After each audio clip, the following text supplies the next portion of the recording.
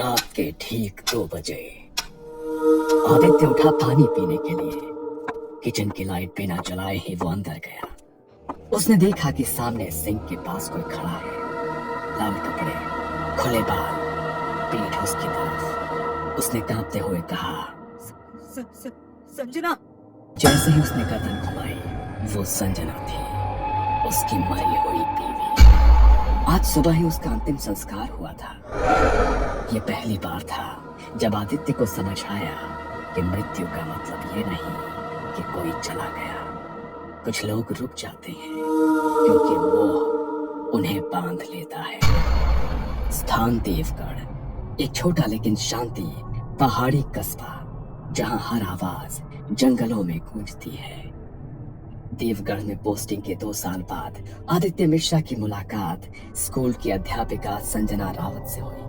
शुरुआत में बस कैजुअल बातें हुई, लेकिन धीरे धीरे उनकी मुलाकातें गहरी होती गई। कभी स्कूल मीटिंग्स, कभी टीचर्स एसोसिएशन की चाय पर चर्चा, और फिर वो चर्चाएं लंबी शामों में बदल गई। आदित्य को संजना की आंखों में एक ठहराव दिखता था और संजना को आदित्य की बातों में वो सम्मान महसूस होता जो हर स्त्री अपने जीवन साथी से चाहती है।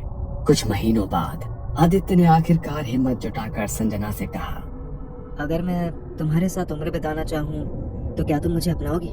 संजना हल्की मुस्कान के साथ बोली, मैं पहले से ही तुम्हें अपना मान रही हूँ। लेकिन इस प्यार के रास्ते में एक सच था।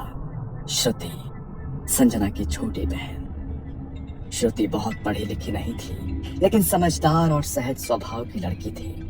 घर के बड़े बुजुर्गों ने पहले ही आदित्य और श्रुति के रिश्ते की बात पक्की कर दी थी।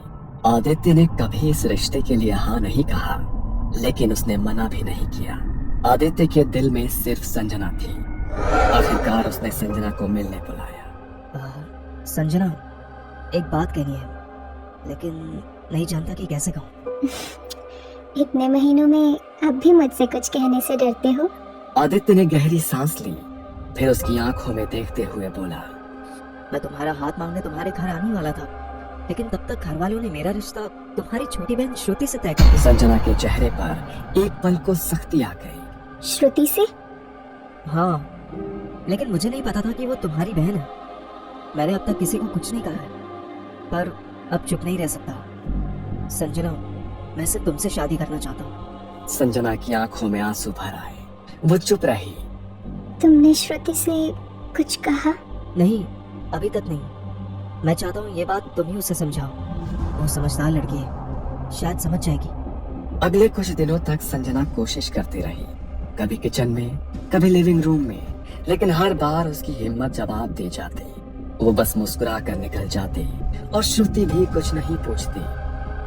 आखिरकार एक शाम उसने हिम्मत जुटाई, बरामदे में खड़ी श्रुति के पास गई। श्रुति, एक बात कहनी है जो शायद तुम्हें तकलीफ दे। दीदी, इतनी सीरियस क्यों हो? सब ठीक तो है? आदित्य, जिससे तुम्हारा रिश्ता तय किया गया है, वो मेरा बॉयफ्रेंड है। श्रुति का चेहरा पल भर को भाव शून्य हो गया। कुछ सेकंड की लंबी खामोशी के बाद श्रुति धीरे से बोली, क्या आप दोनों एक दूसरे से प्यार करते हैं?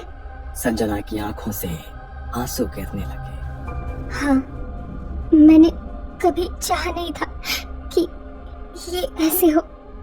मैंने तुमसे कुछ भी नहीं छीना, बस ये सब बस हो गया। श्रुति लंबे समय तक बस संजना को देखती रही, फिर हल्की मुस्कान के साथ कहा, आप खुश रहो दीदी, बस यही काफी है मेरे लिए। संजना की आंखें झलक उठी। उसने श्रुति को कसकर गले लगा लिया। बाद में आदित्य ने भी श्रुति से माफी मांगी। श्रुति बस आदित्य से इतना बोली, कभी इन्हें मेरे प्यार का एहसास मत होने देना, बस दीदी को टूटने मत देना। 3 साल बाद एक नींद जिससे वो कभी जागी नहीं। संजना की शादी को 3 साल ही हुए थे। प्यार वैसा ही था। रोज सुबह आदित्य चाय बनाता, संजना बालों में फूल लगाकर उसे तंग करती और रात को दोनों एक साथ बैठकर पुरानी बातें करते। पर सब कुछ एक रात में बदल गया। एक रात संजना ने कहा। दिल भारी सा लग रहा है आज, कुछ ठीक नहीं लग रहा। अचानक सीने में दर्द उठा। अस्पताल ले जाया गया, पर डॉक्टर ने सिर झुका लिया। Heart fail. उस रात आदित्य की दुनिया बदल गई। उसके दिल की धड़कन रुक गई। गांव के शमशान घाट में अगली सुबह संजना का अंतिम संस्कार किया गया। संजना को शादी के जोड़ी में विदा कर दिया। उसका चेहरा शांत था, लेकिन उसकी आंखें खुली थी। पंडित ने कई बार मंत्र पढ़े, लकड़ियां डाली और आदित्य ने अग्नि दी। और जैसे ही आग जलने लगी, साथ साथ धुआं भी उठता रहा, पर शरीर भस्म नहीं हो रहा। चिता पूरी तरह भड़कने के बजाय बस धीमे धीमे सुलग रही थी। लोगों के बीच फुसफुसाहट हुई। ये शरीर त्यागना नहीं चाहती, ये आत्मा मोह से फंसी है, ये जाना नहीं चाहती। आदित्य ने ये सुना, लेकिन उसकी हालत ऐसी थी कि शब्द उसके कानों में घुलते ही खो गए। बस एक अजीब सा बोझ उसके सीने में बैठ गया। उस रात आदित्य अकेले घर लौटा। घर में एक अजीब सा सन्नाटा था। बीच रात वो किचन में पानी लेने गया। खिड़की से आती चांद की रोशनी में उसने यही देखा कि वो खड़ी थी। लाल साड़ी, खुले बाल, हाथों में वही चूड़ियां, चेहरा अधभरा धुंध में, लेकिन वो पहचान गया। आदित्य का गला सूख गया। संजना, उसके होठ थोड़े हिले, जैसे वो मुस्कुराई हो, और फिर अंधेरे में समा गए। इसके बाद आदित्य को नींद नहीं आई। वो बिस्तर पर लेटा तो जरूर, लेकिन दिमाग उसी किचन के दरवाजे पर अटका था। आदित्य सोच रहा था, क्या सच में मैंने उसे देखा या ये मेरे दिमाग का खेल है? उस रात में कई बार उसने उठकर किचन में जाकर देखा। हर बार बस खालीपन था, सिर्फ फ्रिज की धीमी आवाज और घड़ी की टिक टिक। सुबह होते ही उसने श्रुति को फोन किया। आवाज में घबराहट और अकेलापन साफ झलक रहा था। श्रुति, कल रात मुझे लगा जैसे मैंने संजना को देखा। जीजू, आपको अकेलेपन ने परेशान कर दिया है, मैं आ रही हूँ। उस दिन के बाद से श्रुति अक्सर उससे मिलने आने लगी। कभी कुछ खाने का बहाना, तो कभी पुरानी बातें करने का। कई बार वो देर तक बैठी रहती, और कई रातें ऐसी भी थी जब वो वहीं रुक जाती। धीरे धीरे उनकी बातचीत गहरी होने लगी। कभी हंसी तो कभी चुप्पी, कभी बस एक दूसरे को देखना, जैसे कोई नया रिश्ता बनने को तैयार हो। लेकिन दोनों को ये एहसास नहीं था कि जिस घर में वो करीब आ रहे थे, वहां कोई और भी मौजूद था, कोई जो ये सब कुछ देख रहा था। संजना के जाने के बाद आदित्य का अकेलापन अब सबके सामने साफ दिखने लगा था। श्रुति अक्सर उससे मिलने आती, उसके लिए खाना बनाती, घर साफ करती। जब कभी आदित्य कहता, आज रुक जाओ, घर लौटने में देर हो जाएगी, तो श्रुति घर वालों को फोन करके कह देती, आज मैं यहाँ रुक जाऊंगी। धीरे धीरे दोनों की ये मुलाकातें घर और गली में चर्चा का विषय बनने लगी। लोग कहते, शायद दोनों एक दूसरे में सहारा ढूंढ रहे हैं।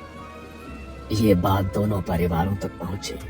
उन्होंने सोचा कि सही समय आने पर इनसे शादी की बात कर ली जाए, पर इस पूरी कहानी को कोई और भी देख रहा था, यानी संजना की आत्मा। वो अक्सर आदित्य और श्रुति को साथ बैठा देखती, कभी खिड़की के पास खड़ी रहती, तो कभी दरवाजे के पीछे। धीरे धीरे लोगों ने भी रात में गली में उसके दिखने की बातें करनी शुरू कर दी। कल रात मोड़ पर किसी को लाल साड़ी में देखा, और फिर पलक झपकते ही वो गायब हो गई। भाई, आदित्य के घर के बाहर एक औरत खड़ी थी, चेहरा धुंधला और बाल बिखरे थे। घर में भी अजीब घटनाएं शुरू हो गई। कभी आदित्य देर से लौटता तो देखता कि किचन का सामान इधर उधर बिखरा है। कभी शाम को लौटकर किचन में जाता तो गर्म चाय तैयार मिलती। वो सोचता, शायद श्रुति आई होगी और बना कर गई होगी। लेकिन कई बार तो ऐसा तब भी हुआ जब श्रुति आई ही नहीं थी। एक शाम जब आदित्य घर लौटा, तब श्रुति किचन में चाय बना रही है। उसने धीरे से पुकारा, श्रुति। वो पीछे मुड़ा और आदित्य का दिल रुक सा गया। वो चेहरा श्रुति का था, लेकिन आंखें, मुस्कान और वो हल्का झुकाव सब संजना का था। वो कुछ देर बस देखता रह गया। जब श्रुति ने उसे आवाज दी तो वो होश में आया और उसे अब श्रुति दिखी। उस रात आदित्य को एहसास हुआ कि संजना सिर्फ बाहर से ही नहीं देख रही, वो श्रुति के अंदर भी आ रही है, कभी कभी पूरी तरह। वो श्रुति के जरिए आदित्य से प्यार करने की कोशिश करती थी, पर श्रुति को इसका कोई अंदाजा नहीं आया था। दिन गुजरते रहे, लेकिन आदित्य का चैन जाता रहा। संजना अब सिर्फ गली के मोड़ पर या किचन में नहीं दिखती थी, वो हर जगह थी। कभी सुबह दफ्तर जाने से पहले वो दाढ़ी बनाते हुए आईने में देखता तो पीछे संजना खड़ी होती। आदित्य पलटता तो पीछे कोई नहीं होता। कभी टीवी देखते हुए कमरे के कोने में लाल साड़ी का किनारा हिलता दिखता। रात को सोते वक्त बिस्तर के पास किसी के बैठने का एहसास, पर आँख खोलो तो सिर्फ अंधेरा। और सबसे खौफनाक, कभी कभी आधी रात को नींद खुलती तो उसे महसूस होता कि कोई उसके सीने पर बैठा है। ठंडी सांस उसके चेहरे पर आ रही है और फिर धीरे धीरे वो वजन हल्का हो जाता। आदित्य धीरे धीरे समझ आने लगा कि संजना अब सिर्फ बाहर नहीं है, वो श्रुति के अंदर भी आती है। कभी कभी श्रुति आदित्य से ऐसी बातें करती जो सिर्फ संजना जानती थी। एक शाम आदित्य ने बस यूं ही कहा, वो पुराना लाल दुपट्टा था जो तुमने हमारी पहली दिवाली पर पहना था। श्रुति ने बिना सोचे जवाब दिया, अलमारी के ऊपर वाले खाने में रखा है, और उसके साथ वो चांदी की पायल भी है जो तुमने पहली बार खरीदी थी। आदित्य हिल गया। ये बातें तो सिर्फ संजना को पता थी, श्रुति को कैसे पता? और फिर अगले दिन जब उसने फिर उसी बारे में पूछा तो श्रुति ने उलझे चेहरे से कहा, कौन सा दुपट्टा? मुझे याद नहीं। उसकी आंखों में उस वक्त सिर्फ मासूमियत थी। यानी कल रात जो जवाब दे रही थी वो श्रुति नहीं संजना थी। इसी बीच घर वालों ने उनकी शादी की बात पक्की कर दी। सबको लगा कि ये दोनों अब एक दूसरे के बिना रह नहीं सकते। लेकिन शादी की तारीख जैसे जैसे पास आती, अजीब रुकावटें आने लगी। एक बार कार्ड छपते छपते प्रिंटिंग मशीन में आग लग गई। दूसरी बात, पंडित जी अचानक बीमार पड़ गए और मुहूर्त बदलना पड़ा। आखिरकार तमाम बाधाओं के बाद उनकी शादी हो गई। पर शादी के दिन भी जब आदित्य ने फेरे के वक्त श्रुति का हाथ पकड़ा तो उसकी हथेली बर्फ जैसी ठंडी। श्रुति ने धीरे से उसकी ओर देखा और होठों पर वही मुस्कान थी, वो मुस्कान जो सिर्फ संजना की थी। शादी के बाद शुरुआती दिनों में सब कुछ ठीक लग रहा था। श्रुति घर के काम संभालने लगी। आदित्य से उतनी ही नरमी और अपनेपन से बात करती जैसे कोई नई दुल्हन करती है। लेकिन आदित्य ने महसूस किया कि उसका सजना संवरना बिल्कुल वैसा ही है जैसा संजना करती। वो वही लाल बिंदी लगाती, वही इत्र लगाती जिसकी खुशबू आदित्य पहचानता था, वही साड़ी जो संजना की पसंदीदा थी। पहले आदित्य ने सोचा कि यह महज एक संयोग है, लेकिन जब उसने देखा कि श्रुति किचन में वैसे ही चाय बना रही है, उसी तरीके से जैसे संजना बनाया करती थी, पतीले में पानी डालने से पहले पत्तियां हल्की सी भुनना, तो उसके रोंगटे खड़े हो गए। धीरे धीरे यह एहसास बढ़ने लगा। श्रुति की चाल, उसके हाव भाव, उसकी हंसी, सब कुछ संजना की तरह हो चुका था। ऐसा लग रहा था जैसे आदित्य ने दूसरी बार संजना से शादी कर ली हो। लेकिन डर वहीं से शुरू हुआ। रात को जब आदित्य और श्रुति सो जाते तो कई बार आदित्य की नींद एक एहसास से खुलती कि बिस्तर के पास कोई खड़ा है। लाइट जलाने पर बिस्तर खाली होता, लेकिन खिड़की आधी खुली होती और बाहर गली से किसी औरत के पायल की छन छन की आवाज आती। श्रुति अक्सर बिना वजह के घंटों आईने के सामने बैठी रहती। अपनी साड़ी का पल्लू वो बार बार ठीक करती। एक दिन उसी आईने में आदित्य को देखते हुए उसने कहा, अब कोई मुझे तुमसे अलग नहीं कर सकता। आदित्य की नजरें उसके हर हाव भाव पर थी। आज उसने ठान लिया था कि वो सच सामने ले आएगा। संजना! श्रुति के हाथ रुक गए। कुछ पल उसने कुछ नहीं कहा, फिर बहुत धीरे से उसने सिर घुमाया। उसके चेहरे पर हल्की सी मुस्कान थी, वही मुस्कान जो आदित्य सालों पहले देख चुका था। संजना, ये तुम हो ना? श्रुति धीरे धीरे आईने के सामने खड़ी हुई और बिना पलक झपकाए आदित्य की तरफ देखा। मैं कहीं नहीं गई थी आदित्य। तुमने मुझे जलाया जरूर, लेकिन मेरा प्यार मरा नहीं। श्रुति का शरीर क्यों? ये उसका जीवन है, तुम्हारा नहीं। तुमने मुझे चाहा था, मेरी जगह कोई और कैसे ले सकती है? अब ये शरीर मेरा है और तुम भी। तुम पागल हो गई हो। पागल नहीं, तुमसे अलग होने के दर्द ने मुझे जिंदा रखा है आदित्य। लेकिन अब अगर तुम चाहते हो कि मैं श्रुति को ऐसे ही छोड़ दूं, तो तुम्हें मुझे कीमत देनी होगी। कीमत? कैसी कीमत? उसने अजीब और खतरनाक मांगे करना शुरू कर दिया। तुम्हें पवित्र तेल से दिया जलाना होगा और 7 रातों तक उसे कोई ना देखे, बस जलता रहे। उस मंदिर की मूर्ति लाकर दो जहां हमारी पहली मुलाकात हुई थी। और एक रात उसकी आवाज ठंडी और पत्थर जैसी हो गई। एक बलि चाहिए, बकरा नहीं या मुर्गा नहीं, इंसान। आदित्य डर के मारे कुछ कह नहीं पाता। वो जानता था अगर उसने मना किया तो शायद संजना श्रुति की जान ले लेगी। इसलिए उसने हर मांग पूरी करने की कोशिश की। तेल का बर्तन, मंदिर की मूर्ति, लेकिन हर बार एक मांग पूरी होते ही दूसरी और भी भयानक मांग सामने आ जाती। आदित्य को अब समझ आ गया था कि ये मोहब्बत नहीं, पागलपन था। और अगर उसने कुछ नहीं किया तो वो श्रुति को हमेशा के लिए खो देगा। आदित्य अब टूट चुका था। संजना की आत्मा की अजीब और खतरनाक मांगे, श्रुति का बदलता स्वभाव और अब श्रुति का गर्भवती होना, सब मिलकर उसे अंदर से तोड़ रहे थे। हर रात उसे डर सताता था कि अगर ये आत्मा बच्चे पर भी हक जताने लगी तो क्या होगा। आखिरकार एक रात उसने तय किया कि वो अब चुप नहीं बैठेगी। गांव के बाहर पहाड़ी रास्तों के बीच एक पुराना आश्रम था जहां बाबा सुदर्शन नाथ रहते थे।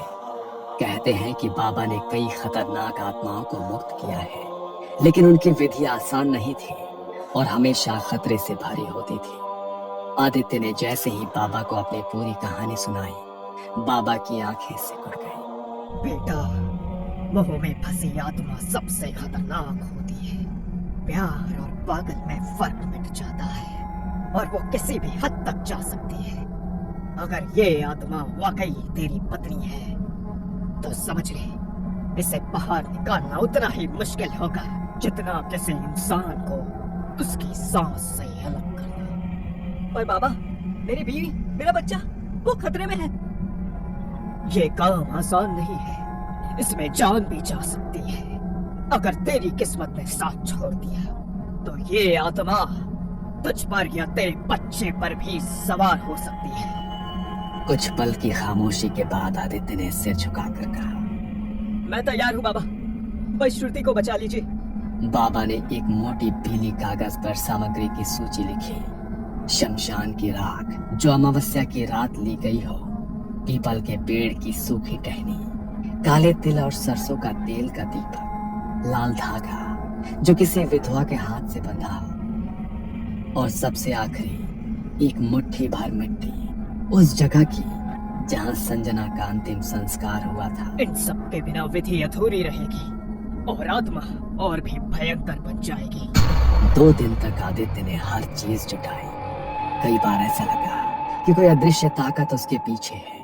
मंदिर जाते समय हवा का तेज झोंका, घर लौटते वक्त गली के कोने में वही लाल साड़ी का आभास, और रात को खिड़की पर दस्तक। अमावस्या के 2 दिन बाद बाबा शाम को आदित्य के घर आए। लिविंग रूम में एक गोल घेरा बनाया गया, चारों दिशाओं में दीपक रखे गए और बीच में हवन कुंड। श्रुति को घेरे के अंदर बिठाया गया। उसके माथे पर सिंदूर का गोला बनाकर बाबा ने एक काले तिल का तिलक लगाया। जैसे ही मंत्रोच्चार शुरू हुआ, हवा का रुख बदल गया। खिड़कियां खुद ब खुद बजने लगी, जैसे कोई हाथों से उसे पीट रहा।